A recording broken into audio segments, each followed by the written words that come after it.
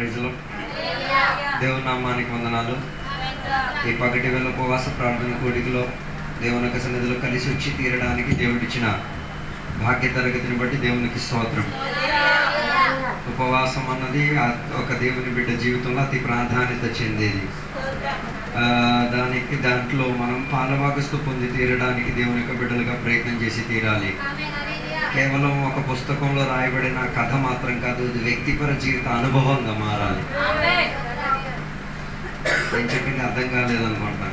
ఉపవాసం కేవలం ఒక పుస్తకంలో రాయబడిన కథగా కాదు కానీ అనుభవంగా మారాలి. ఈ కాలంలో ఉన్న దేవుని యొక్క బిడ్డలు ఉపవాసం ఒక అనుభవంగా మార్చుకోవడానికి ఉన్న ప్రయత్నంలో తిరగాలి. లేకపోతే క్రైస్తవ్యములో మనం ఏం చేయలేం, ఏ రీతి కలిగిన ఆత్మిక మేలులను అనుభవించలేం. హల్లెలూయా, హల్లెలూయా. అందుకే దేవుని యొక్క బిడ్డలు కాస్త కడుపుకి ఏమి ఇచ్చి తీరాలి, విశ్రాంతిని ఇచ్చి తీరాలి. లేదు ఇవ్వలేను, నేను మనగాడిని, నాకు చేత ఉంది, ఓకే నో ప్రాబ్లం, దేవుడు నీకు సహాయం చేస్తాను. అందుకే బైబిల్ గ్రంథాన్ని మనం తెలుసుకుందాం. సంఖ్యాకాండం 1వ అధ్యాయం దాని 13వ వచనాన్ని మనం చదువుకుందాం.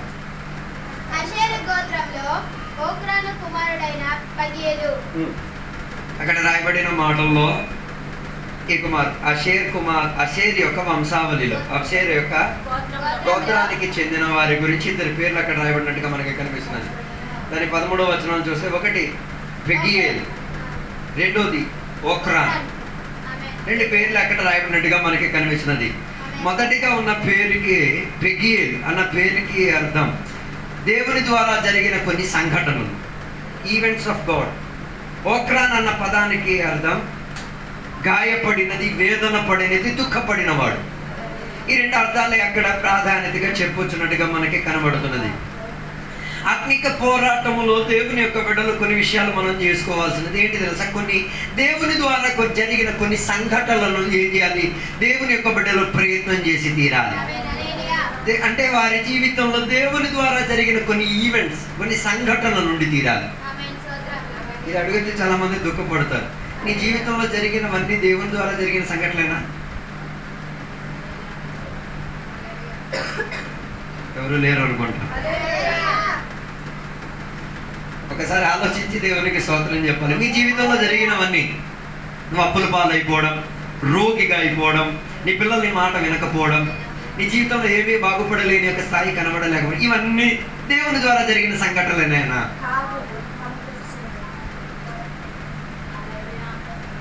సందేహం అయిపోయారు అనుకుంటున్నాను.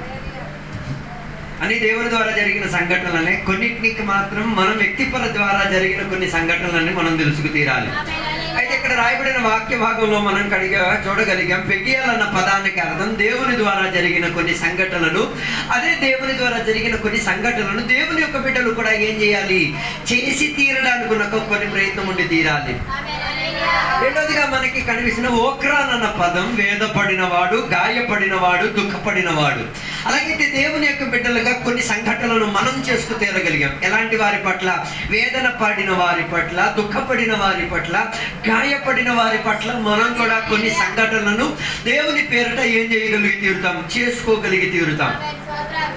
అన్నారో లేదో నాకు తెలియట్లేదు. అందుకే బైబిల్ సెలవిచ్చుచున్నది, విశ్వాసం మాత్రం ఉంటే సరిపోదు, విశ్వాసానికి తగ్గట్టుగా ఏముండి తీరాలి? క్రియలుండి తీరాలి, పనులుండి తీరాలి, ప్రవర్తన నుండి తీరాలి. కొంతమంది దేవుని యొక్క బిడ్డలు ఆత్మిక పోరాటంలోనే ఉన్నారు కానీ వారు వ్యక్తిపరంగా దేవుని కొరకు కొన్ని క్రియలు, కొన్ని సంఘటనలు ఏం చేయాలి? దేవుని పేరట చేసుకు తీరాలి. ఇది కాలంలోన దేవుని యొక్క బిడ్డలు సంఘాలు మర్చిపోయి ఉన్న ఒక ప్రత్యేకత. అందుకే దేవుని యొక్క బిడ్డలుగా మనం చూస్తే వేదన పడిన వారి సంఖ్య సంఘములో కన్నా బయట మనకి ఎక్కువ కనబడుతున్నది. గాయపడిన వారి యొక్క సంఖ్య సంఘం లోపల కన్నా బయట ఎక్కువ మనకి కనబడుతున్నది. వేదన పడిన వారి సంఖ్య అధికంగా మనకి బయట కనిపించుచున్నది. దేవునికి ఎరగలేని వారి యొక్క సంఖ్య అధికంగా మనకి బయట కనిపిస్తున్నది. దాని అర్థం సంఘం లోపల కూడా కనబడటం లేదు అన్నది లేదు. కనిపిస్తే ఆ సంఘటనలను దేవుని కొరకు ఏర్పరిచేటట్టుగా ఏం చేసి తీరాలి? చేసుకు తీరడానికి ఉన్న ప్రయత్నం ఉండి తీరాలి. అందుకే పగటి వేళ నేను మీకు అడుగుచున్న ఒక మాట, నీవు దేవుని కొరకు చేసిన సంఘటనలు ఏమైనా ఉన్నాయా? Is there any event that represents God? దేవునికి బోధించగలిగి తీరేటట్టుగా ఒక వేదన పడిన ఒక మనిషి నీకు కనబడినప్పుడు, ఒక గాయపడిన ఒక మనిషి నీకు కనబడిన, ఒక నొప్పితో పడి ఉన్న ఒక మనిషిని నీకు కనబడినప్పుడు ఆయనకు నువ్వు ఒక సంఘటనను ఇప్పించి దేవుని రుజువు పరచగలుగుచున్నావా లేదా ఒకసారి పరిశోధించుకోవాలి. ఇది ఈ కాలంలో సంఘం మర్చిపోయి తీరింది. ఏది? ఆరాధనకి వెళ్తారు, సువార్తలకు వెళ్తారు, అన్నీ చేస్తారు, కానీ వేదన పడి గాయపడి దుఃఖపడి ఉన్న ఒకడి గురించి పట్టించుకోవడానికి ఏం లేదు. చేతకాని విధానంగా క్రైస్తవ్యం మారిపోయింది. ఆ పదం ఉపయోగించుకోవచ్చా నాకు తెలియదు. అది చెయ్యాలని తెలుసు కానీ ఏం చేయరు. అంతే కదా. పోయిన రోజు మన సంఘంలో ఒక ఆమె కూతురు ఏమైంది, ఓకే అండి చర్చికి రావట్లేదు, దేవునితో సాంగత్యం లేదు, దేవునికి ఎరిగా, అరే అది నీకున్న ఒక అవకాశం దేవునికి తెలియపరచడానికి. ఒక గడి ఆమె కోసం దేవా ఉపవాసం ఉండి దేవా ఆమె కుటుంబాన్ని విడిపించండి, వారికి కావాల్సిన ఆర్థికతనిచ్చి దేవా వారిని విడిపించండి, వారి తోడుగా ఉండి వారి అక్కడికి మేము వెళ్ళి ఆసుపత్రికి వెళ్ళినప్పుడు ఆమె చెప్పిన డైలాగులు విన్నప్పుడు కుటుంబాన్ని కూడా విలువ లేనట్టుగా దేవుని వెళ్ళేస్తున్నాను. తోటి రక్త సముద్రం ఒక గడియ వెళ్ళి ఆసుపత్రిలో కూకోవడానికి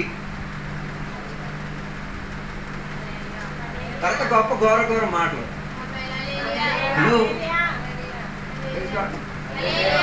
హల్లెలూయా. ఆత్మిక పోరాటంలోనే ఉన్నాం, కానీ ఆ మనిషికి ఏ వేదన పడి ఉన్నా, దుఃఖపడి ఉన్నా, ఆసుపత్రిలో ఎలాంటి స్థితిగతులు, అసలు స్పృహ లేని స్థితిగతుల్లో ఉన్నప్పుడు నీవు ఏం కార్యం చేశావో ఆ వ్యక్తిని దేవునిని ఎరిగి తీరడానికి ఆ అవకాశం దొరికినప్పుడు కూడా నిర్లక్ష్య పరిచి తీరితే దేవుని కొరకు ఏ సంఘటనలు చేయగలిగి తీరుతాం. హల్లెలూయా హల్లెలూయా.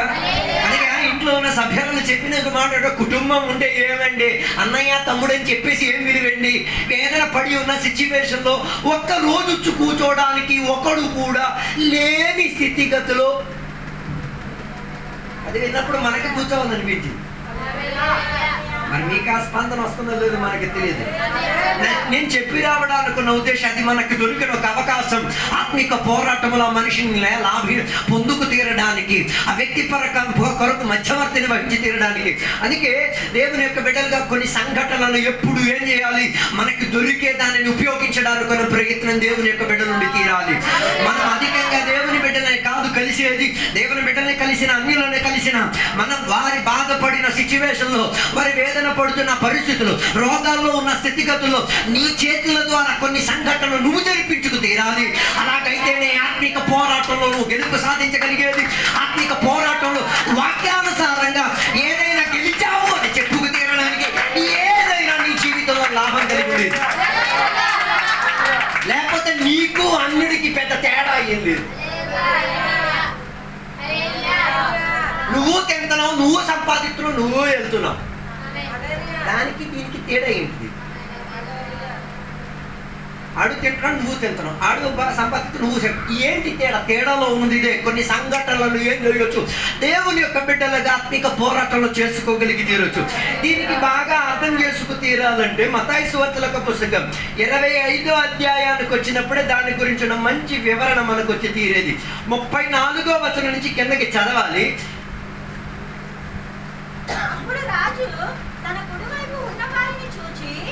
35వ వచనం నుంచి లేదు 34 నుంచే చదవండి. No problem, it's okay. చూచి ఓకే చాలు. అక్కడ చదివిన వాక్య భాగంలో దేవుని ద్వారా ఆశీర్వదింపబడిన వాళ్ళు చేసుకోవాల్సిన ఒక పద్ధతి. మత్తయి సువార్త 24వ అధ్యాయం గురించి చదివితే అది ఇశ్రాయేల్ ప్రజల యొక్క గురించి రాయబడిన ఒక సంఘటన గురించి మనకు అక్కడ కనిపించుచున్నది. ఇశ్రాయేల్ ప్రజల యొక్క ఎప్పుడు సంఘం భూలోకం నుంచి ఎత్తబడిన తర్వాత ఇశ్రాయేలీయులకున్న కాలగడియలో వారికి విమోచన గురించి ఉన్న ప్రణాళిక గురించి అక్కడ రాయబడినట్టుగా మనకి అక్కడ కనిపించుచున్నది. అయితే అక్కడ ఉన్న దాంట్లో ఉన్న ప్రత్యేకత కలిగిన 34వ వచనం చెప్తున్నమాట. ఆశీర్వాదం కలిగిన దేవుని విడుదల చేయాల్సిన పని ఏంటిదో చూడండి. ఎస్ లోకం పుట్టినది మొదలుకొని మీ కొరకు సిద్ధపరచబడిన రాజ్యమును స్వతంత్రించుకొనుడి. ఎస్ నేను ఆకలి కొంటిని, Yes. మీరు నాకు భోజనం పెట్టితిరి. తప్పికొంటిని, నాకు దాహం ఇచ్చితిరి. Yes. పరదేశినై ఉంటిని, నన్ను చేర్చుకుంటిరి. దిగంబరునై ఉంటిని, నాకు బట్టలు ఇచ్చితిరి. రోగినై ఉంటిని, నన్ను చూడవచ్చితిరి. చెరసాలలో ఉంటిని, నా యుద్ధకు వచ్చితిరని చెప్పును. అందుకు నీతిమంతుని ప్రభువా, ఎప్పుడు నీవు ఆకలి కొని ఉండుట చూచి నీకు ఆహారం ఇచ్చితివి. నీవు తప్పికొని ఉండుట చూచి ఎప్పుడు దాహం ఇచ్చితివి. ఎప్పుడు పరదేశమై ఉండుట చూచి నిన్ను చేర్చుకుంటిమి. దిగంబరై ఉండుట చూచి బట్టలిచ్చితివి. ఎప్పుడు రోగివై ఉండుటైనను చెరసాలలో ఉండుటైనను చూచి నీ యొద్దకు వచ్చితిమని ఆయనను అడిగెదరు. చాలు. అక్కడ చదివిన వాక్య భాగంలో రాయబడినది ఇది ఆశీర్వదింపబడినవాడు, దీవింపబడినవాడు, నీతిమంతుడు చెప్పిన మా పదాలే. అర్థం కాలేదు అనమాట. ఈ కాలంలో అక్కడ దేవుని బిడ్డలదే కదా చెప్పి. ఎప్పుడు నేను అక్కడ దిగంబరు, ఈరోజు వచ్చినప్పుడు ఎంతమంది దిగంబరు మీరు చూసారు? పట్టించుకోలేదు, పట్టించుకోరు కూడా. మన క్రైస్తవం ఎక్కడితో చచ్చిపోయింది, అర్థం కాలేదు. నీతిమంతులు చెప్తున్న మాట, నువ్వు ఎప్పుడు దిగంబరుగా మాకు కనబడ్డావు, నువ్వు ఎప్పుడు ఆకలితో మాకు కనబడలేదా? మనం పట్టించుకోలేదండి. హలో, ఇవన్నీ సంఘటనలు దేని కొరకు? నీకు పరిచయం చేయడానికి ఉన్న సంఘటన, ఆత్మీక విడుదలిప్పించుకోవడానికి ఉన్న సంఘటన, దేవుని యొక్క నామాన్ని కనపరచుకోవడానికి. మనం దానిని ఏం చేసాం? నిర్లక్ష్యపరిచి వదిలేసి వెళ్ళిపోయాం. అర్థం కాలేదు అనుకుంటా. నీతి 37వ వచనం నీతిమంతుడు చెప్తున్న ఆన్సర్ చూడండి. అందుకు నీతిమంతుడు, ప్రభువా, ఎప్పుడు నీవు ఆకలికొని ఉండుటను చూచి నీకు ఆహారం ఇచ్చితివి. నా ప్రశ్న, దేవుడు ఎప్పుడైనా ఆకలితో ఉండగలుగుతారా?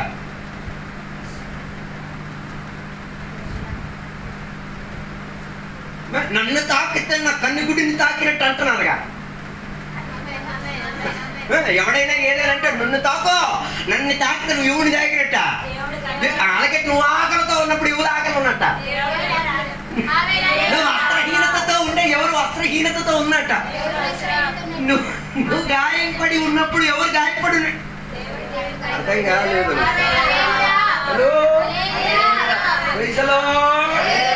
నీతిమంతులు చెప్తున్న ఒక మాట, దేవా నువ్వు ఎప్పుడు అంటే దేవుడు ఎప్పుడు ఆకలి కలిగే స్థితిగతిలో ఉన్నారు, దైవజనులు ఎప్పుడు ఆకలి కలిగిన స్థితిగతిలో ఉన్నారు, దైవుని సంఘం ఎప్పుడు ఆకలి కలిగే స్థితిగతిలో ఉన్నారు, అన్యులు ఎప్పుడు ఆకలి కలిగే స్థితిగతిలో ఉన్నారో పోల్చుకోలేని విధానంగా దౌర్భాగ్యం చెందింది ఆత్మీయత. ఆలోచించి ప్రజలు చెప్తే చాలు. అక్కడ రాయబడిన మాటలు మొదటిగా మనకి కన్నది ఆకలితో, ఆకలితో ఉన్నోడికి ఏం చేయాలి? ఆహారం ఒకటి. రెండోది, తప్పికతో ఉన్నోడికి ఏం చేయాలి? పానీయం ఇచ్చి తీరాలి. దాహం ఇవ్వకలే, పానీయం ఇచ్చి తీరాలి. మూడోది, పరదేశిగా ఉండుట చూచి నిన్ను ఏం చేసి చేర్చుకున్నాను. 3, 4, దిగంబరునిగా ఉన్న వారిని చూచి. 4, 5,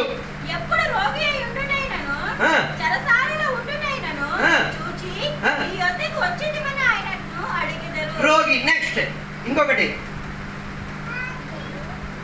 చేరసాల. మీరు కనిపిస్తుంది చేరసాల. ఈ 6 విషయాలు అక్కడ రాయబడింది. ఒకటి ఆకలితో ఉన్నవాడికి, రెండోది తప్పికతో ఉన్నవాడు, మూడోదిగా ఏమై ఉన్నాడు? అన్యుడిగా పరదేశిగా ఉన్నవాడు, నాలుగోదిగా దిగంబరునిగా ఉన్నవాడు, ఐదోదిగా రోగిగా ఉన్నవాడు, ఆరోదిగా చేరసాల. ఆకలితో ఉన్నవాడు పక్కకి ఎలాగో అన్నం పెట్టేస్తాం, ఓకే. దప్పికితో ఉన్నవాడికి ఎలాగో దాహం తీర్చేస్తాం, ఓకే. అన్యుడికి ఏం చేస్తాం?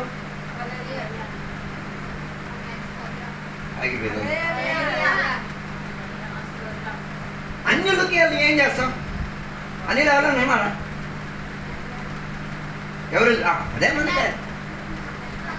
నీ ఇంట్లో ఎంతమంది అయ్యింది? నీ కుటుంబీకులు కాక పడుకున్న లెక్కల పేరు అంటే ఆ ఇల్లు ఎవరి కోసం అంకితం కాదు, పరదేశుల కొరకు అంకితం కాని ఇల్లు. రాలే. ఒకడు అర్ధరాత్రి అయ్యాడు, తెలుసు వీడికి మళ్ళీ ఇంటికి వెళ్ళే అంత సిచ్యువేషన్ కాదని తెలిసి కూడా ఆయన ఇంట్లో నుంచి తోలేసి దేవుని పెట్టడం అర్థం కాలే. ప్రైజ్లో రాలే. ఒకరోజు మోహన్ గారు మేము అందరం కలిసి ఎక్కడికి వెళ్ళి విజయనగరం వెళ్ళాం. ప్రార్థన ముగించి వచ్చేసరికి ఎంత అయింది?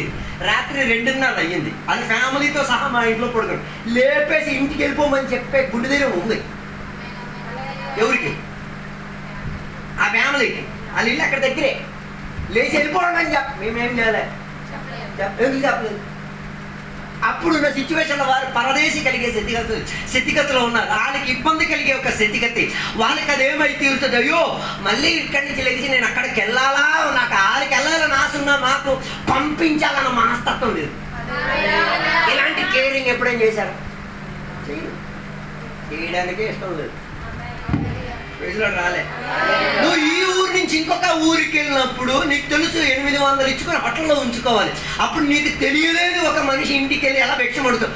ఒక్క రాత్రి నేను ఎక్కడ నువ్వు 7 చేస్తాయి కదా నీకు అక్కడ ఇచ్చేది. రాదు రాకపోయినా నాకు ప్రాబ్లం లేదు. నీ ముందు ఎందరో పరదేశులు కనబడ్డారు. నేను అడిగేది నీ ఇల్లు ఎందరి కొరకు తెరవబడి ఉంది. ఇంత ప్రార్థనలు అభిషేకాలని మాట్లాడి అందరూ నీ ఇంట్లో పడుకున్నారు. ఒక 10 మంది సేవకులు ఈ 20 సంవత్సరాలు.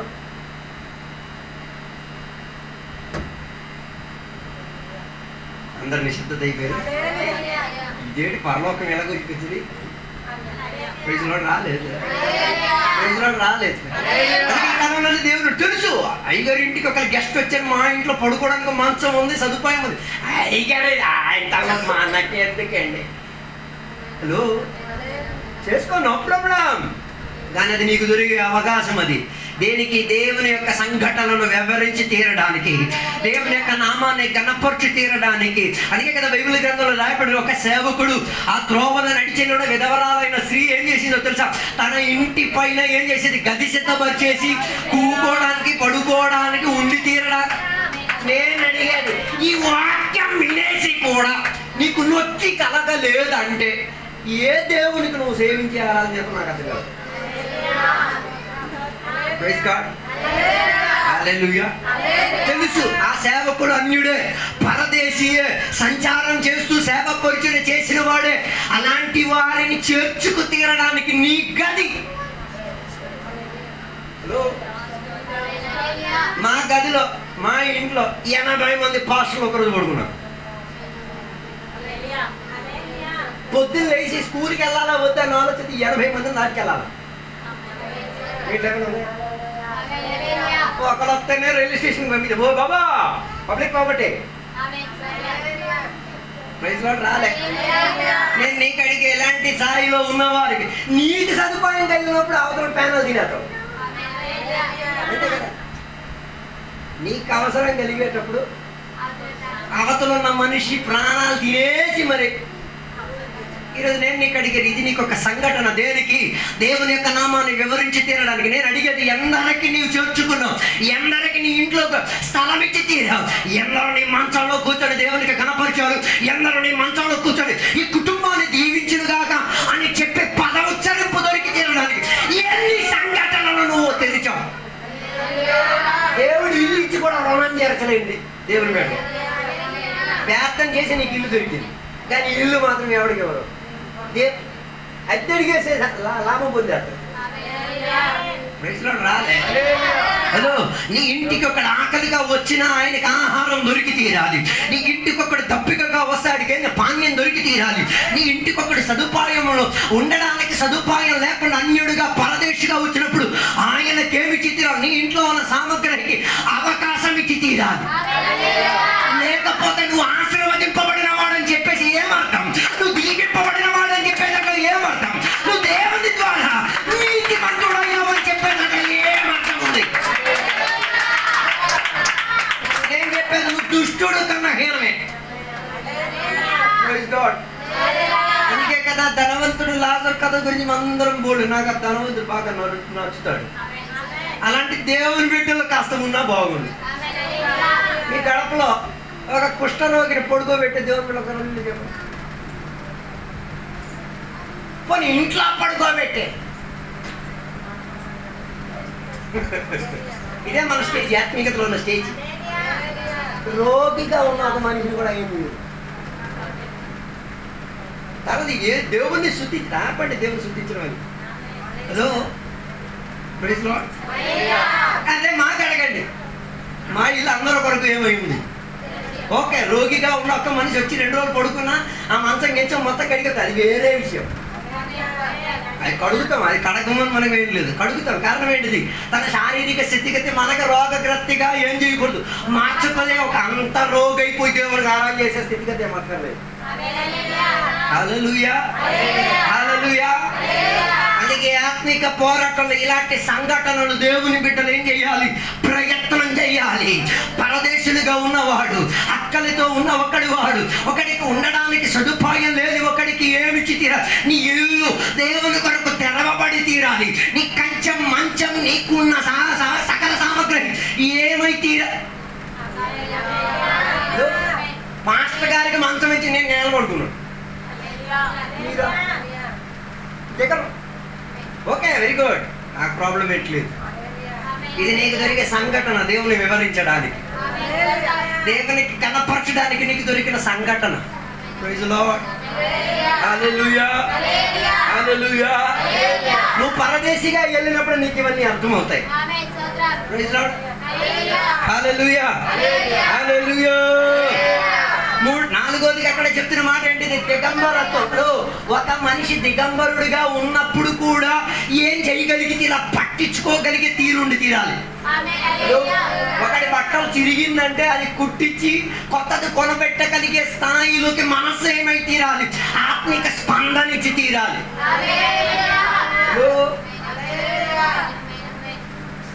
అదే మనకి కనబడదు. దిగంబరత్వంతో ఒక మనిషి ఉన్నాడా? ఇప్పుడు ఆరాధనని రావాలా? అన్య భాషలను ఇప్పుడు రావాలి. హలో, నీ సంఘములో నీకు దిగంబరులు కనబడలేకపోతే బయట సమాజంలో కూడా నీకెవరు కనబడరు.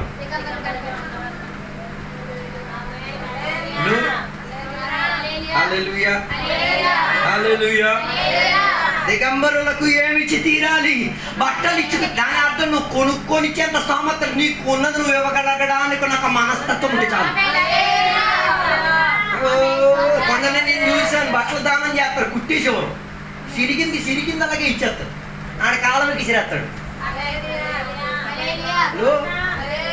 నా కాలేజీలో నేను చదివిన సందర్భంలో ఒక 2 బాక్సుల బట్టలు ఉన్నాయి, ఉతుక్కోలేక పక్కకి పడేసారు. అవన్నీ తీసుకొచ్చి ఉతికించేసి ఇస్త్రీ చేసేసి బాగు చేసి ఇచ్చాం. అందరికి కాలకి వద్దురా బాబు, ఉతికేసి పోతే పోని, గంట గడియ సమయం కదా, 80 రూపాయలు 90 రూపాయలు పోతే పోయింది కదా, దానికి ఖర్చు పెట్టించేది ఎవడో ఒకటి వేసుకుంటాడు కదా. ఎవడిదో ఒక శరీరం కప్పబెట్టి తీరడానికి, ఎవడిదో ఒక శరీరంలో చలి కాచుకు తీరడానికి, ఎవడో ఒకటి దేవా ఆడు బాగుండి తీరాలా, దేవాడి కుటుంబం చల్లగుండి తీరాలా, ఆ కుటుంబం దేవునికి కనపరిచే ఒక కుటుంబం చెప్పి తీరాలని ఒక పదం నీవు చేసిన సంఘటనల మూలంగా జరగాలి.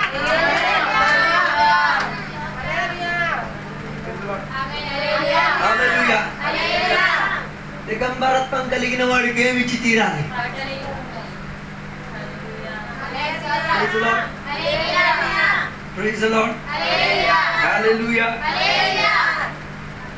తర్వాత చెప్పిన ఒక మాట, దిగంబరులు అయిపోయిన తర్వాత చెప్పిన మాట, రోగిగా ఉన్న వాళ్ళకి ఏం చేయాలి? మనం ప్రార్థన అని చెప్పేసి అక్కొట్టాం. రోగులకి ప్రార్థన చేయాలి. నో, రోగులకి ప్రార్థన మాత్రం సరిపోదు. They need care. వారికి ఏం కావాలి? పరిచర్య కావాలి. కేరళ మొన్న వెళ్ళినప్పుడు పాస్టర్ గారు ఓహో గొప్పగా దగ్గేస్తున్నారు. ఆ హాస్పిటల్లో డాక్టర్ దగ్గరికి చూపించడానికి వెళ్ళి అక్కడే కాంట్రేస్ ఏం చేశారు? ఉమ్మేశారు. పాస్టర్ గారు ఏం చేశారు? కళ్ళు మూసారు. తీసుకెళ్ళిన పాస్టర్ గారు ఏం చేశారు? కడిగి శుభ్రంగా ఉంచారు. రాలేదు. ఈ పాస్టర్ గారు కూడా వెళ్ళిపోవచ్చు కదా. రాలేదు. ఒక విశ్వాసి హాస్పిటల్లో ఉన్నారు. బాత్రూమ్కి ఇంకా వెళ్ళే సిచ్యువేషన్లో రోడ్డు అంతా అయిపోయింది. భార్య శుభ్రంగా జంప్ అయిపోయింది. అయ్యా. కానీ అక్కడ ఉన్న సంఘ కాపరి మాత్రం చూస్తూ ఆయనకి ఏం చేశారు? పరిచయం చేశారు. హలో, హల్లెలూయా. మనం అభిమానం చేస్తారు. రోగి దగ్గరికి గొప్ప ప్రార్థన చేశారు. బాబా ప్రార్థన వెరీ గుడ్. పరిచయం ఒకటి చేస్తాడు. ప్రార్థన నువ్వు కూడా కాదు, సాధన కూడా వచ్చి చేసేస్తాడు. కానీ ఏం చేయలేడు. రోగిగా ఉన్న స్థితిగతుల్లో ఒక్కడికి ఒంటరితనం అంటే ఏటో వాడికి అర్థమవుతుంది. హల్లెలూయా చెప్పలేదు. హల్లెలూయా. ఇవన్నీ సంఘటనలు దేనికి? దేవుని వివరించడానికి, దేవుని వ్యాఖ్యానపరచడానికి, దేవుని గురించి ఉన్న గొప్పతనాన్ని తనకేం చేసి చూపించి తీరడానికి ఉన్న సంఘటన. రోగిగా ఉన్నవాడికి ప్రార్థన మాత్రం సరిపోదు, ఆయనకి ఏం కూడా కావాలి? ఆయనకి పరిచర్య కూడా కావాలి.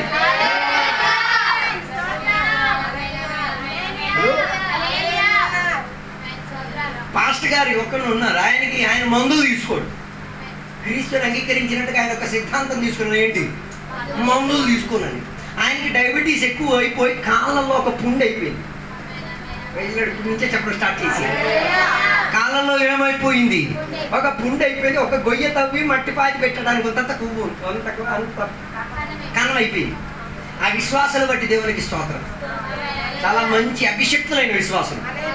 పాస్టర్ గారి కోసం దూది, పాస్టర్ గారి కోసం బెట్టడి, పాస్టర్ గారి కోసం అన్ని సామాగ్రి ఎప్పుడు రెడీ చేసుకొని పట్టుకొని తిరుగుతున్నారు. పాస్టర్ గారు వాక్యం చెప్పేటప్పుడు ఘోరగా దూకి గెంతి వాక్యం చెప్పి అయిపోయిన తర్వాత వేదన పడి వచ్చిన సిచ్యువేషన్లో సంఘస్థులు వచ్చి ఏం చేసి తీరేది? వారికి పరిచరించి బాగు చేసి కడిగి మళ్ళీ దూదిలో పెట్టేసి అలా పరిచర్య చేసి సేవకుడికి వాక్యాలు వినేవాడు. మన సెటప్లని వేరే సెటప్లే. ఎప్పుడు వస్తారో ఎప్పుడు పోతారో కూడా తెలియదు. మన సెటప్ మన సంఘం గురించి వేరే వాళ్ళు మనకెందుకు? తెలుసు పాస్టర్ గారికి పరిచయం ఆయనకే ఉన్నారు కదా, డబ్బు ఆయన చేశారు. Okay, no problem. నువ్వు అలా చెయ్యలేనున్నా నీకు దొరికిన ఒక సంఘటన ఏమైతే నీ చేతలారా నిష్ప్రయోజనమై తీరింది.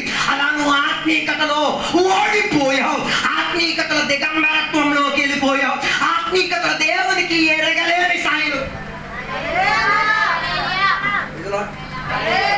పాస్టర్ గారికి చేస్తాయి కదా పక్క విశ్వాసికి చేసేది, పక్క విశ్వాసికి చేస్తాయి కదా ఇరుగుంటోడికి చేసేది, ముందుంటోడికి చేసి వెనక్కింటోడికి చేసేది. నాకేం కర్మ, నాకేం తలనొప్పి. ఓకే, కూర్చో, నో ప్రాబ్లం.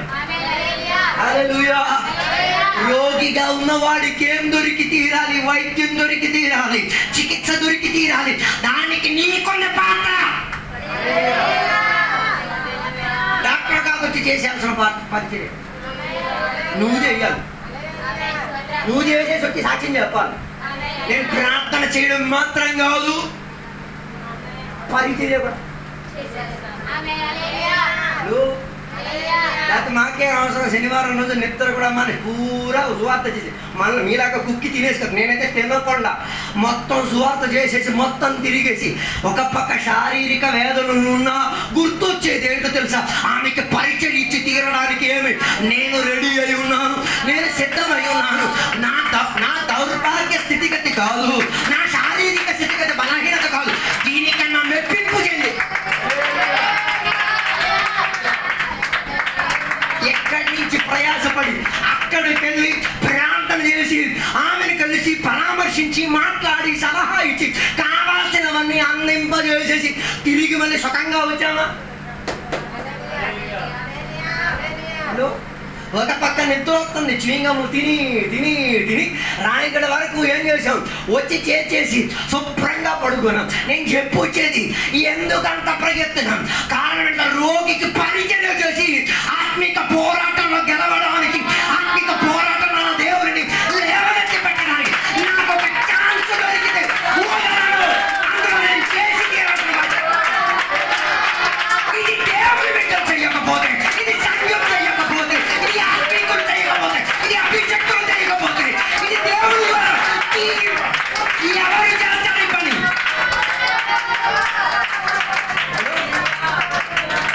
ఓకే, తొలి జరిగిపోయింది, నో ప్రాబ్లం.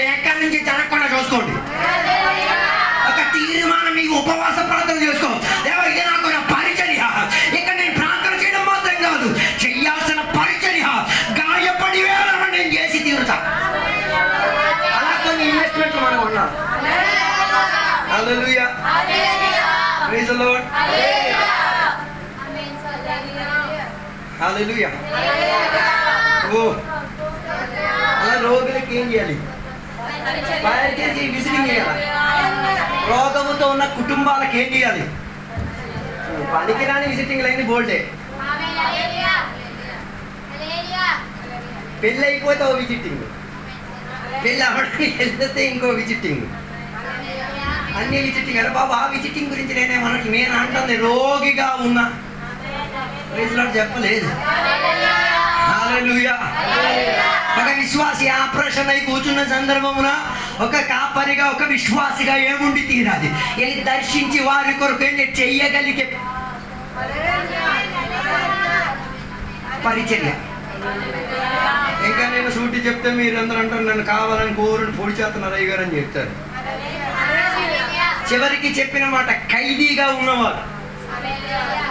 అదో మణిపూర్ గురించి ఘోరం ఘోరం ప్రార్థన చేస్తారు అందరూ. మణిపూర్లో దొరికిపోయింది లేవో. నేను మణిపూర్కి వెళ్ళడానికి మనసు రెడీయా?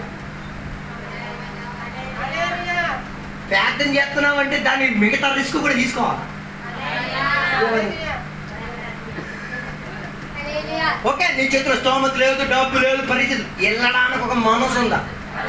ఎల్లొత్తలే. నా తోటి సహోదరుడు అక్కడ పేక కోయబడి గాలికి భూమికి ఏలాడి తీసేటప్పుడు అక్కడికెళ్ళి ఒక్కసారి నిలబడి, నా దేవుడు నిజం కలిగిన దేవుడు, నా దేవుడు ప్రార్థనకి జవాబిచ్చే దేవుడు, వెళ్ళడానికి ఒక ఛాన్స్ ఇవ్వదు. వెళ్తామన్న ప్రార్థన తర్వాతలే ఒక ఛాన్స్. హల్లెలూయా.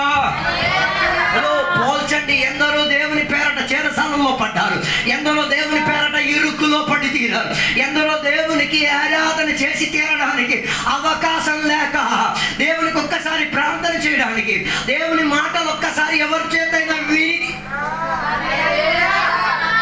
మీలాగే కొందరు అంటారు కదా, చదువు ఉప్ప ఇప్ప తెలియలేని ఆరాధన దొరకకుండా ఉన్న ఏం ఆలోచన, ఎవడైనా వచ్చి ఒక్క 4 మంచి మాటలు, ఆ ప్రార్థనకు కూడా నువ్వు జవాబు కావట్లే. Hallelujah. Hallelujah. Hallelujah. Praise the Lord. అభిషేక్తులే, నీతిమంతులే, యథార్థవంతులే ఎప్పుడు ఇలా ఉన్నారని అడగడం కాదు, ఉన్న సిచ్యువేషన్ ని అర్థం చేసుకొని ఏం చేయాలి? ఖైదీగా ఉన్న వారిని ఏం చేయాలి? విడిపించుకు తీరడానికి.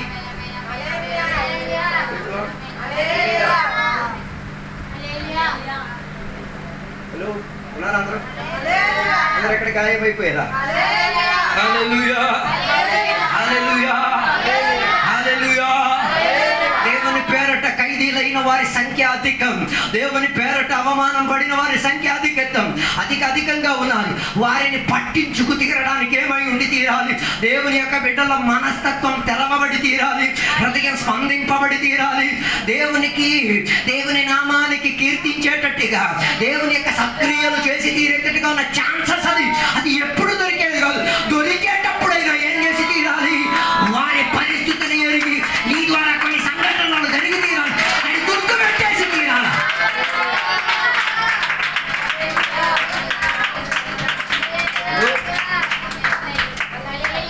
కొన్ని సంఘాలు, కొన్ని ఇళ్లలో భర్త పంపించిన ఆరాధనకి, భార్యకి మాత్రం ఆరాధన చేయడానికి ఆస్తుంటుంది, కానీ భర్త ఏం చేయడు, పంపించడు. అలాంటి సందర్భం ఏమేమి ప్రార్థన, ఎవరో ఒక్క విశ్వాసిని పంపించాడు దేవా, ఒక 10 నిమిషాలు నాతో కలిసి కూర్చొని ప్రార్థన చేయడానికి, ఒక 10 నిమిషాలు నాతో కలిసి ఆరాధన చెయ్యలేడు. హలో, ఎందుకు ఇక్కడ ఆరాధన చేయమని చెప్పేది? ఇలాంటి సిచ్యువేషన్ వచ్చిన వాడి దగ్గరికి వెళ్ళి ఏం చెయ్యాలి?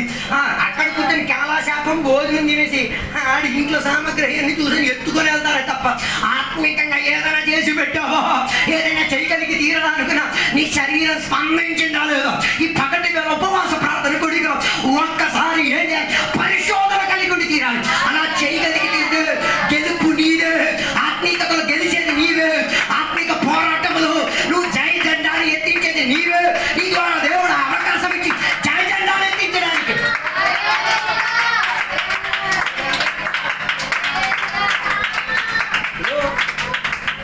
ఇది నేర్పించడానికే దేవుడు భూలోకానికి వచ్చింది. లేకపోతే మాకేం తలనొప్పి, సొంత ఊరు విడిచిపెట్టి ఇక్కడికి రావడం. నిన్న కూడా ప్రార్థన చేయాలి, వెళ్ళిపోమంటే ఈరోజు రాత్రి ఇప్పుడే వెళ్ళిపోతాం. వద్దమ్మా వెళ్ళిపో అని చెప్పి ఇప్పుడు కారణం ఏంటిది? ఆ నీతి కలిగే ఫ్రూట్ దొరకలేనప్పుడు వెళ్ళిపోవడం వ్యవస్థ కదా.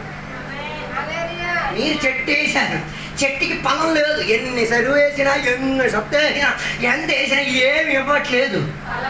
మరి మంచి వ్యవసాయకుడు కదా, ఎందుకు రాబో విధానం ఎవరికో శాప ఏమైనా దొరుకును, ఆకులైనా దొరుకును, ఎవరికైనా కర్ర అయినా దొరుకును, ఎవరికైనా నేనైనా దొరుకును అని చెప్పి వదిలేసి వెళ్ళిపోవాలి. అర్థం కాలేదు. ఆలోచించండి, అన్ని దేశాల నుంచి పరిచర్యకు వచ్చిన సేవకులు ఎందుకు బయలుపోయింది?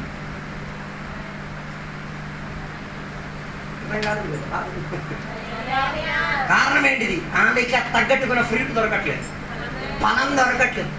అంతేకాదు మీరు పని చేయడానికి వెళ్ళి జీతం దొరికి మళ్ళీ వెళ్తారు. మీ పని మీరే వెళ్ళాలంటే మేము ఎలాగెళ్ళిపోతాం? హలో హలో రాయగడలో ఎందరో మిషనరీలు వచ్చారు, ఒరిస్సాలో ఎందరో మిషనరీలు వచ్చారు. అదే దేవుని పేరట ఎందరో ఇండియాకు వచ్చారు. వారి సొంత దేశం ఊరు అన్ని విడిచిపెట్టి ఒక ఖైదీగా వచ్చి 4 గోడల మధ్య ఒదిగిపోయేటప్పుడు కూడా వారి పరిచర్యకి ఏం కనబట్లే, ఫలపూర్ణత కనబడలేనప్పుడు వాళ్ళు చేసే పని ఏంటో తెలుసా? ఏ ఖైదీగా ఎక్కడుండడం కన్నా ఎక్కడి నుంచి విడుదల పొంది వెళ్ళిపోవడం మేలు అనుకోండి. చెప్పి వెళ్ళేటప్పుడు ఒక పక్కన చెప్పు, దేవా ఇలాంటి వాళ్ళకి మార్చడం నా వల్ల కాదండి, మీరే చూసుకోండి. ఆశీర్వదించి కాదు ఆయన వెళ్ళేది. వేదన పడి గాయపడి తొక్కుపడి ఎక్కడి నుంచి వెళ్తాడు. మళ్ళీ నువ్వు దాన్ని మోసుకోవాలంటే ఆ వేదనని ఆనందంగా మార్చుకుని దాన్ని మోసుకోగలిగి తీరే. అర్థం కాలేదే. ఆంధ్రాలో ఉన్న ఆత్మీయతకు ఒరిస్సాలో ఉన్న ఆత్మీయతకు తేడా మీరు చూడండి. ఆంధ్రాలో కనీసం 4 కిలోమీటర్కి ఒక చర్చి అని కనబడుతుంది, 100 కిలోమీటర్ కూడా ఒక చర్చి కనబడుతుంది. కారణం ఏంటి? ఇంట్రెస్ట్ లేదు. అక్కడైనా ఆంధ్రాలో వాళ్ళకి ఇంట్రెస్ట్ వీడికో చర్చి అయిపోవాలి, ఇంటికో చర్చి అయిపోవాలి. దానికోసం ప్రయాసపడడానికి, ఖర్చు పెట్టాలి, ఖరీదించుకు తీరడానికి మనుషులు రెడీగా ఉన్నారు. కానీ ఇక్కడ మనుషులు దాని కొరకు ఏం లేదు. ఎప్పుడు రిసీవింగ్ లేదు, ఏమి వేస్తారు అవతల పాకెట్ మొత్తం. హలో నేను అడిగే మాట, ఖైదీగా ఉన్న వారికి ఏం దొరికి తీరాలి? విడుదల దొరికి తీరాలి. ఈరోజు నేను నీకు అడిగేది, నీ పాస్టర్ గారు ఖైదీగా నీ కొరకు అయ్యారు, నువ్వేం విడుదల ఇచ్చావు? నీ తోటి సంఘస్థుడు నీ కొరకు ఖైదీ అయ్యాడు కదా, విడుదల ఏమి ఇచ్చావు? నీ కొరకు నీవు దేశం పట్ల ఖైదీగా అయ్యా, ఈ దేశానికి విడుదల ఏమి ఇచ్చావు? ఇంకా నువ్వు ఖైదీగా మారిపోయి కుల వ్యవస్థితి వల్లగా మావారు మావారు మావారు ఆదివారం ఎగ్గొట్టేసి మావారు. హలో ఏం నెచ్చుకొచ్చుతున్నావు? హలో ఖైదీగా ఉన్న బిడ్డలకి ఏమి ఇచ్చి తీరాలి? విడుదల ఇప్పించుకు తీరాలి. అది జరిగేది నీ పట్లనే. అందుకే కదా సతీన సమగ సహగమనం ఉన్న కాల తరగతిలో దేవుని బిడ్డలు దాని వ్యతిరేకంగా ఏం చేయగలరు? ప్రార్థన చేయగలిగారు, ఆరాధన చేయగలిగారు, పోరాడగలిగారు, వాక్యం బోధి. ఆ సతీ సగమనం అన్న ఆ చర్యనే ఏం చేసేసారు? ఆపేశారు. హలో ఒక్క రోజు 2 రోజుల్లో జరిగిన పాత్రలు కాదు ఇది. మీకు తెలియాలంటే చచ్చిపోయిన వాళ్ళు సమాధి దగ్గరికి వెళ్ళి ఒకసారి పిలిచి అడగండి, ఓయమ్మో ఎన్ని సంవత్సరాలు ఉపవాసం చేశావు, ఎన్ని సంవత్సరాలు ప్రార్థన చేశావు, ఎన్ని సంవత్సరాలు వాక్యం బోధించావు, ఎన్ని సంవత్సరాలు దేవుని యొక్క ప్రజలకి ఇది మాటకి గుర్తు పెట్టించావు. అడగండి, సమన్వయకి చెప్పుతుంది. నాయనా ఖైదీగా ఉన్న వారికి విడుదలపించుకుంటాడు. ఆయన కాలా ప్రయాసపడ్డాడు, ఆయన కన్నీరు ప్రయాసపడింది, ఆయన కమెంట్ ప్రయాసపడింది, ఆయన శరీరం.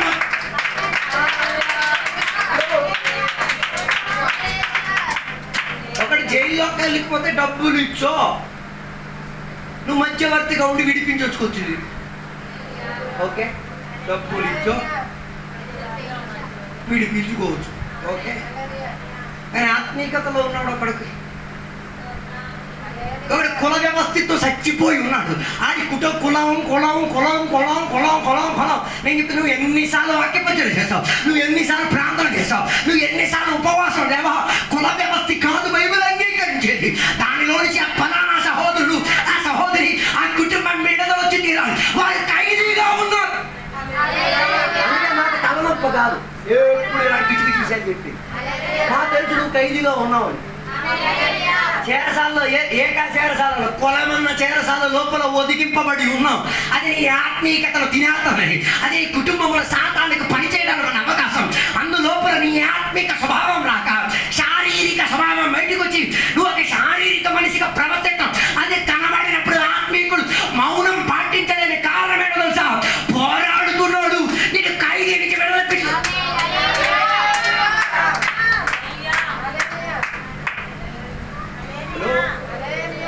ఇప్పుడు కదా మీకు మంచి వంటలు మంచి బట్టలు వచ్చేది. 20 సంవత్సరాలు తరగతి ముందు ఆలోచన. చీర ఎలా వేసుకోవాలి మా అమ్మ నేర్పించింది ఒక్కొక్కరు.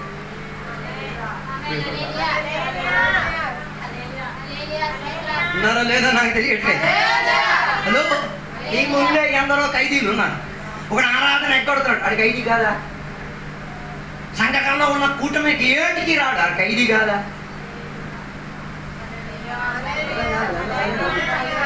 ఉపవాసం చేయడం తెలుసు, తెలియకుండా చేయట్లే, ఖైదీ కాదా?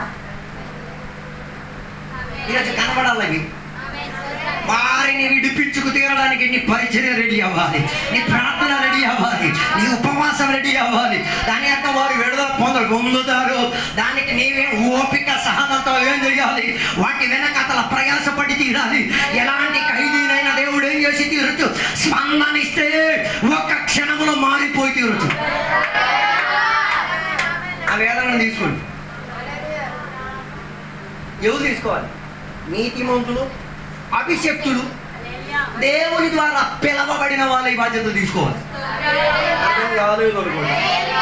ఎవరు తీసుకోవాలి ఈ బాధ్యత? అన్ని పాస్టర్ గారు నెత్తి మీదే. నో, తీసుకోండి. మాస్టర్ గారు మొయ్యక్కలు ఎందుకు మోసింది చాలు. హలో, నాతో ఉన్నారో లేదో నాకు తెలియట్లేదు. అందుకే మన ఇల్లు కొందరికి ఏం చేయాలి? విడుదలిప్పించే ఇల్లుగా మన ఇల్లు మారి తీరాలి.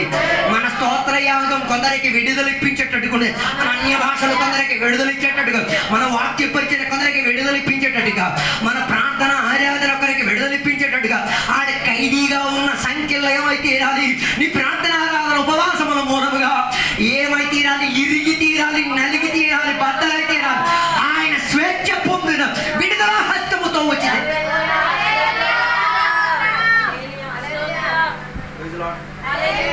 దీనికి ఆధారంగా ఒక వాక్యం చదవకపోతే అర్థం కాదు. యాకోబు పత్రిక 1వ అధ్యాయం 27వ వచనం చివరి మాట. యాకోబు పత్రిక 1వ అధ్యాయం 27వ వచనం చెప్తున్న మాట మీరు చూడండి. తండ్రి అయిన దేవుని ఎదుట పవిత్రమును నిష్కలంకమునైన భక్తి ఏదనగా దిక్కులేని పిల్లలను, ఓ లార్డ్, విధవరాండ్రను, ఓ లార్డ్, ఇబ్బందిలో పరామర్శించుటయు, ఇహలోక మాలిన్యము తనకు అంటకుండా తన్ను తాను కాపాడుకొనుటయునే. ఓ లార్డ్. మళ్ళీ ఒకసారి చదువుతారా? 27వ వచనం. తండ్రి అయిన దేవుని ఎదుట పవిత్రమును, ఓ లార్డ్, నిష్కలంకమునైన భక్తి ఏదనగా. వెయిట్ మనం చెప్పేది భక్తి ఏంటి? వాట్ ఈస్ భక్తి? చర్చికి రావడం భక్తి, అలా చేయడం భక్తి. భక్తి అంటే అక్కడ క్లియర్గా చెప్తున్నారు. ఆ భక్తిలో ఏముండి తీరాలి? ఓ లార్డ్. ఏముండకూడదు? కలంకం ఉండకూడదు. రెండోది ఏముండాలా? పరిశుద్ధత ఉండాలి. ఓకే. తర్వాత చేసిన పని దిక్కులేని పిల్లలను, విధవరాండ్రను వారి ఇబ్బందిలో పరామర్శించుటయు. ఓ లార్డ్. ఇహలోక చాలు. ఎవరెవరు? 2 కేటగిరీ. దిక్కు, రెండు విధవరాండ్రలు. దిక్కు లేరు అంటే దిక్కు దిక్కు దిక్కు దిక్కు లేదు. ఏం జరగాల, ఏం చేయాలి తోచనడు. ఈ 2 కేటగిరీలో ఉన్న వాళ్ళకి వారికి ఏం చేయాలి? వారికి ఏమిటి? వాళ్ళు ఇప్పుడు దిక్కు లేని వాడు కొన్ని ఇబ్బంది ఏంటిది? వాడు ఎట్టుకెళ్ళాలో వాడికి తెలియదు. ఓకే. రెండోదిగా విధవరాలు, ఆమెకి ఎవరు లేదు, మగ దిక్కు లేదు. ఓకే. అలాంటి వాళ్ళు ఉన్నారో లేదు? సైలెంట్ అయిపోయారు. భర్త లేకపోవడం అంటే ఆత్మిక నాయకుడు లేకపోవడం, ఆత్మికతలు బోధించిన వాడు లేకపోవడం, దేవుడు లేకుండా ఉండి జీవించిన వాడు. అలాంటి వాళ్ళు చెప్పచ్చా? హలో, నా ఇష్టం నా కష్టం అన్నాడు. హలో, అలాంటి వారికి ఏం చేయాలి? పరామర్శించడం అంటే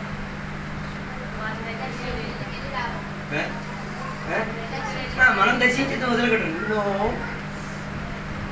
వారిని దర్శించడం మాత్రం కాదు, వారికి ఏం చేయాలి? దిక్కు లేని వాడికి దిక్కు చూపించేసి ఆ దిక్కులో నడిపించుకుని రావాలి. అర్థం కాదే? అనాథగా ఉన్న, విధవరాలుగా ఉన్న ఆమెకి ఏమిచ్చి తీరాలి? ఒక నాదుని అప్పగించేసి ఆ నాదుని తోడుగా ఎక్కడికి? సంఘానికి తీసుకురావాలి, పరలోకానికి. ఎక్కడెక్కడ తీసుకురావాలి? సంఘానికి తీసేస్తే సంఘ పాటగా నెట్టి మీద తగ్గడం కాదు, సంఘానికి తీసుకొచ్చి పరలోకానికి ఆయన నేను చేసి తీరాలి. ఇది భక్తి. హలో, సంఘంలో అందరూ లేరు, దిక్కు లేకుండా దిగి కొందరికి ఆదివారం మాత్రం దిక్కు ఎంగుతుంది. చెప్పక తప్పదు. మరి స్వార్థ రోజు మాత్రమే దిక్కు ఎంగుతుంది, మిగతా రోజు గుడ్డోడే. ఉపవాసం కూడుకున్నప్పుడు దిక్కు కనిపిస్తుంది, తర్వాత గుడ్డోడే. ఆడవాళ్ళు కూడుకున్నప్పుడు దిక్కు కనిపిస్తారు. హలో, కొందరికి ఆదివారం మాత్రమే భర్త కనిపిస్తారు, ఆదివారం మాత్రమే దేవుడు. తర్వాత హలో, ఉన్నారో లేదో నాకు తెలియట్లేదు. హల్లెలూయా. This is religion. ఇదే భక్తి. ఓకే, ఇలా చెయ్యలేకపోతే ఏమవుతుందో చూడండి. చివరి మాట, యెహోవా మాలిన్యము తనకు అంటకుండా. ఇది చెయ్యలేకపోతే ఏమంటుంది? ఎక్కడ మాలిన్యం? తక్కువ ఎలా మాలిన్యం?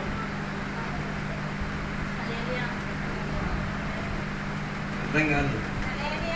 తొక్కు తక్కువ, లోకానుకున్న తొక్కు తక్కువ.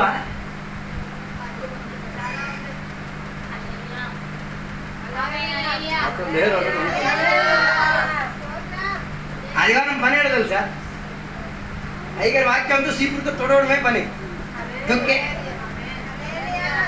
ప్రతి కూడికి రావాలని చెప్పే కారణం తొక్కు ఎక్కువ.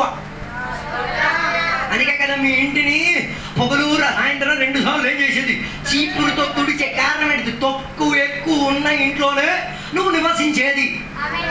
కారణం ఏంటిది? ఆ ఇంటికి ఉన్న కిటికీ, ద్వారబంధం, కన్నాలు, గిన్నెలన్నీ తొక్కు రావడానికి ఉన్న కన్నాలే, పోవడానికి ఉన్నది కాదు. పోవడానికి నువ్వు దాన్ని ఏం చేయాలి? పరిచర్య చేసి దాన్ని ఏం చేయాలి? శుభ్రం చేసుకు తీరాలి. అలాగైతేనే ఇంటిలో నుంచి తొక్కు వెళ్ళిపోయేది. అలాగైతే లోకంలో బోల్డ్ తొక్కులు ఉన్నాయి. ఆ తొక్కు నీకు అంటకుండా ఉండి తీరాలంటే ప్రతిరోజు నువ్వు క్లీనింగ్ చేసే పనిలోకి దిగాలి.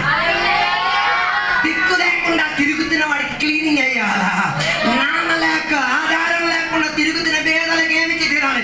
ఒక నాదుని అప్పగించుకు తీరి వారి లోపల ఏమి రాకుండా, కళంకం రాకుండా, తొక్కు రాకుండా.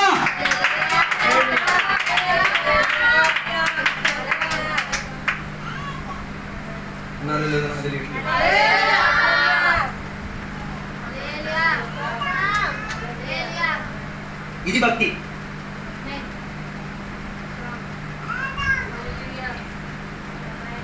పాటలు బాగా ఉన్నాయి కదా. భక్తి వేషం ధరించేసుకొని నటించేసుకుని తిరిగిన విశ్వాసం పాట బాగుంది. భక్తి వేషం ధరించి నటించేసి శక్తి లేకుండా ఏం చేస్తున్నారు? దేవుని బిడ్డలు తిరిగేస్తున్నారు. నీ ఆత్మిక పోరాటం చిన్నది కాదు. ఇది బోధించడానికి ఎంత వివరించింది నేను ఆరాధన చెప్తే విడుదల. నువ్వు చేయాల్సిన పని కూడా నువ్వేం చేయాలి? ఆరాధన చేస్తూనే చెయ్యాల్సిన పని చెయ్యడం వలన ఎక్కడెక్కడో శుభ్రం అవుతున్నది నీకు తెలియట్లేదు, ఎక్కడెక్కడో బాగైపోతున్నది నీకు తెలియట్లేదు, ఎన్నెన్నో కుటుంబాలు చక్కబడిపోతున్నది నీకు తెలియట్లేదు, ఎందరో దిక్కులేని వాళ్ళు దిక్కుకు వచ్చేంత తెలియట్లేదు, ఎందరో అనాథులుగా తిరిగిన వారికి నాదులుగా తిరుగుతున్నారు.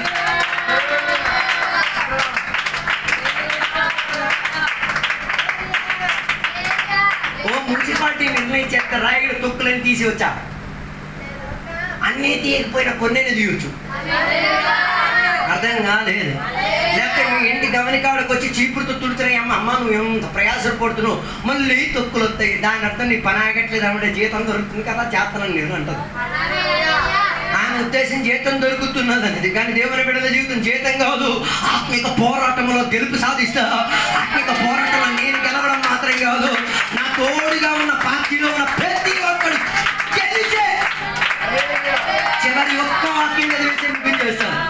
1 కొరింథీ పత్రిక 9వ అధ్యాయం 19వ వచనం. పౌలు గారు చెప్పిన భాష ప్రయోగం చూడండి. నేను అందరి విషయము స్వతంత్రుడనై ఉన్నాను. ఓ లార్డ్, ఎక్కువ మందిని సంపాదించుకొనుటకు అందరిని నన్ను నేనే దాసునిగా చేసుకున్నాను. మళ్ళొకసారి చదవమ్మా, మనకి కొద్దిగా క్లారిటీగా అర్థం అవ్వాలి. నేను అందరి విషయములో స్వతంత్రుడనై ఉన్నాను. I am free. ఫ్రీ అంటే స్వతంత్రుడు. మీకు ఎలా చెప్తే అర్థం కాదు. షాప్కి వెళ్తారు, ఇది కొంటే ఇది ఫ్రీ. ఏది నీకు కావాల్సింది ఇదే, కానీ కంపెనీ చెప్పి నువ్వు ఇదేం చేసుకో, నువ్వు ఇదే మాత్రం నీకు ఇదేమంటది. నేను కూడా వస్తాను రా బాబా, నేను కూడా ఫ్రీయే. అర్థం కాలేదు. ఇప్పుడు పౌలు గారి భాషాంతరం అర్థం చేసుకోండి. తన పరిచర్య అందరి కొరకు ఫ్రీగా వచ్చేయడానికి ఉంది. అర్థం ఆగమ్మా, మనం స్పీడ్గా వెళ్ళిపోతే మొత్తం రచ్చరచ్చ అయిపోతుంది. ఆయన పరిచర్య ఎలా ఉంది? ఉచితంగా ఉంది. ఎక్కడికి రావడానికైనా రెడీ, ఎవరు ఇంట్లో పరిచయం చేయడానికైనా రెడీ, ఏ పని చేయడం.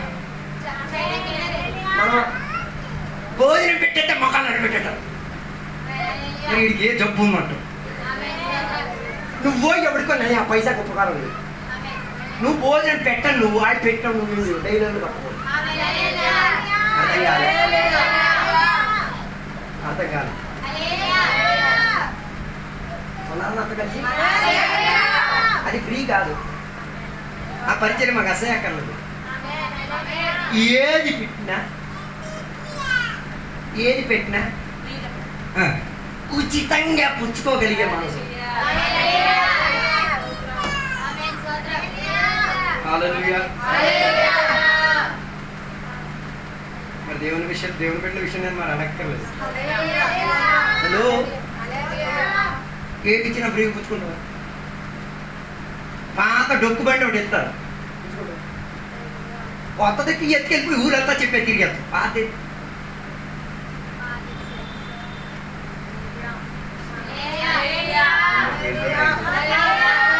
పౌలుకున్న మనస్తత్వం, నేను అందరికీ ఏమై ఉన్నాను, ఉచితంగా ఫ్రీ సర్వీస్ లో ఉన్నాను. దేవుని బిడ్డలు కూడా ఇలాగే మారి తీరాలి. దేవుని సేవకులు కూడా ఇలాగే మారి ఫ్రీ సర్వీస్, ఉచిత. కొందరైతే ఇది చేస్తే నెక్స్ట్ కోసం నొక్కడానికి రెడీ చేసుకుని వస్తారు. ఈ నెలగా అలా ఆడు రాజా ఆడ, పాడు రాజా పాడ చూసారా? ఈ వీధి నాటకాలు వేయడానికి దేన్ని పట్టుకునే కోతిని పట్టుకున్నాను. Lakshmi Jan SIT, Lakshmi SIT. కొందరు మంది సీట్లకే. హలో, చెప్తున్న ప్రయోగం, నేను అందరి కొరకు ఏమై ఉన్నాను, ఉచిత పరిచర్య. ఉచితంగా అన్ని కొరకు అన్ని చేయడానికి, ఉచితంగా అన్ని పుచ్చుకోవడానికి రెడీ. ఉచిత. హలో, యేసయ్య రక్తాన్ని ఉచితంగా నువ్వు పుచ్చుకోను, నీవు పాత సామగ్రిని ఎందుకు నువ్వు పుచ్చుకోలేవు? ఎంగిలైన భోజనం ఎందుకు నువ్వు పుచ్చుకోలేవు? దానికి అర్థం నీకు యేసయ్య రక్తం మీద విలువ లేదని అర్థం.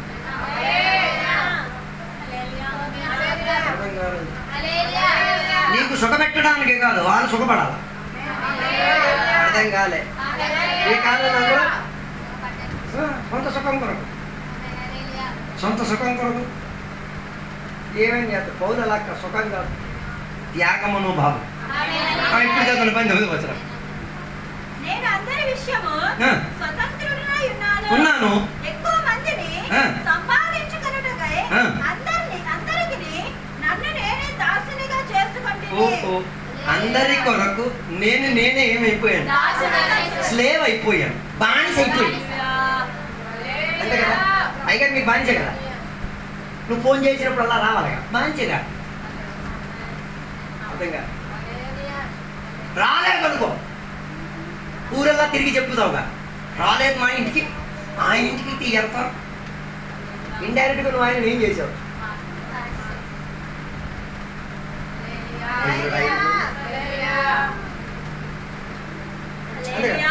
రా సువార్తకి ఆయన చెప్తేనే వస్తాం. నాకన్నా ఆడరాజా లక్ష్మి జంప లక్ష్మి దానికన్నా పెద్ద తేడా ఏం కనిపించట్లేదు. అందులో కోతి ఇందులో అయ్యగారే. అదే చెప్పండి పర్లేదు, మనం చేసే పద్ధతి అదే చెప్పండి. ఎందుకు సిగ్గు? పౌలు గారు ఎందుకు ఈ పరిచయం చేస్తున్నాను? అందరినీ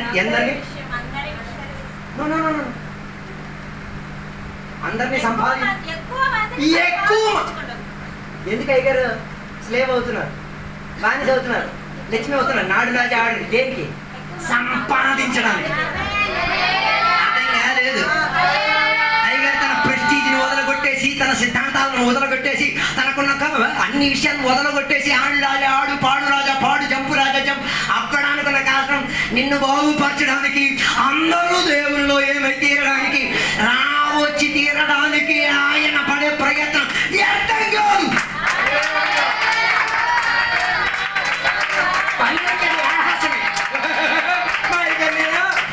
మనిషిగా వాడాను అయిగా నేను కుక్కలాగా ఆడించాను. ఓకే, నువ్వు ఏమన్నా పర్వాలేదు, నీ స్టేజ్ అది. నువ్వు అనే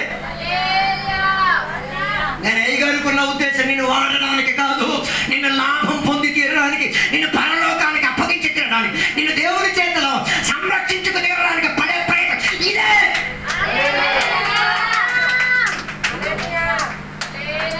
దానికోసమే పౌలు ఏమైపోయాడు?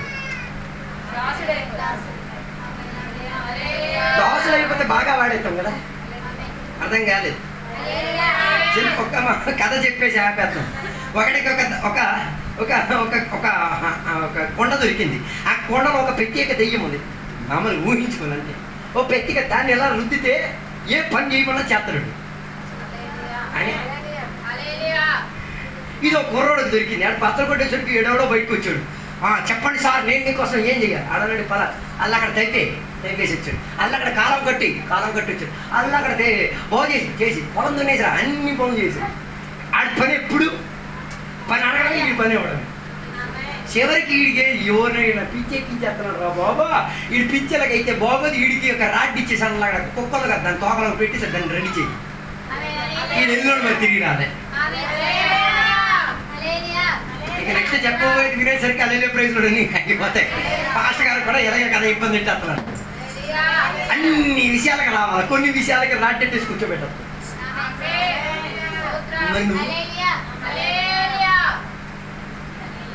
అయినా పాస్టర్లకు ఉన్న మంచి లక్షణం ఏంటో సార్, మళ్ళీ వస్తారు. సేవకుడికి ఉన్న మంచి లక్షణం, మళ్ళీ వస్తారు. నువ్వు ఎంత కైండ్రేసి ఉమ్మేసినా, నువ్వు ఎంత తిట్టేసినా. చరిత్ర ఉంది కదా మన చర్చిలో, కైండ్రేసి ఉమ్మేసి వెళ్ళిపోయాడు. మా ఇంటికి కూడా ఇప్పుడు కూడా వెళ్ళబట్టి వెళ్తాను. నువ్వు నీ అభిషేకం నేను తట్టుకునేది కదా అట్లా వెళ్ళడానికి. నా మాటలు నేను ముగించేస్తున్నా. ఉపవాస కోరికలు ఇవన్నీ ఇట్లా క్లియర్ చేసుకోండి. ఈ ఏరియాలన్నీ క్లియర్ అయిపోవాలి. అది కాంట్రేజ్ ఉమ్మేస్తే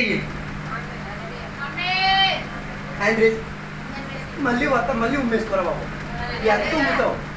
నీ ఉమ్ము తీరేంత వరకు మేము వస్తాం కదా. అర్థం కాలేదు. నీ ఉమ్ము తీరేంత వరకు నువ్వు వస్తావు కదా.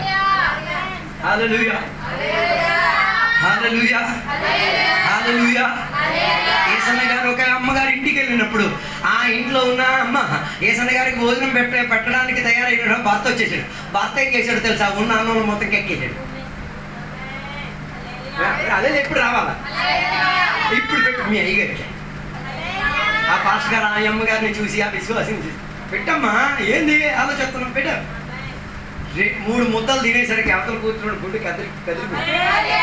నా వాంతి తినే అంత స్థాయి రా బాబు నీది. వచ్చే వారం నేను మేలు తెచ్చుకొస్తాను. హల్లెలూయా, హల్లెలూయా.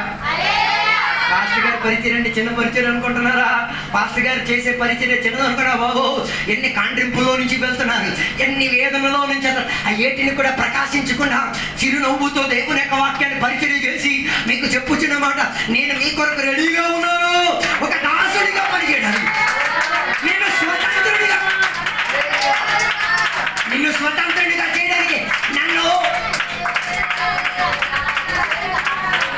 లేకపోతే దానికి ఒక పదం ఉంది, మనం ప్రయోగించుకోకూడదు. ఎలా దారుణంగా వాడమంటే వాడేవి, ఎంత నికృష్టంగా వాడేమన్నా. నిన్ను మాత్రం వాడడానికి వస్తే అసలు ప్రతాపం చూస్తాం. అందుకని ఆ మాటలు నేను ముగించాలని కూర్చున్నాను. నీ జీవితంలో కొన్ని సంఘటనలు ఉండాలి. వేదన పరిచిన వారికి కొన్ని సంఘటనలు నీ ద్వారా జరగాలి. గాయపడిన వారికి కొన్ని సంఘటనలు నీ ద్వారా జరగాలి. నొప్పి కలిగిన వారికి కొన్ని సంఘటనలు నీ ద్వారా జరగాలి. రోగిగా ఉన్న వారికి కొన్ని సంఘటనలు నీ ద్వారా జరగాలి. ఆకలితో ఉన్న వాడి పట్ల కొన్ని సంఘటనలు జరగాలి. తప్పికతో ఉన్న వాడి పట్ల కొన్ని సంఘటనలు జరిగి తీరాలి. దీనులుగా ఉన్న వారికి కొన్ని సంఘటనలు జరిగి తీరాలి. ఖైదీగా ఉన్న వారి పట్ల కొన్ని సంఘటనలు జరిగి తీరాలి. దేవుని బిడ్డగా ఉన్న కొందరికి పట్ల నువ్వు సంఘటనలు కొన్ని చేసి తీరాలి.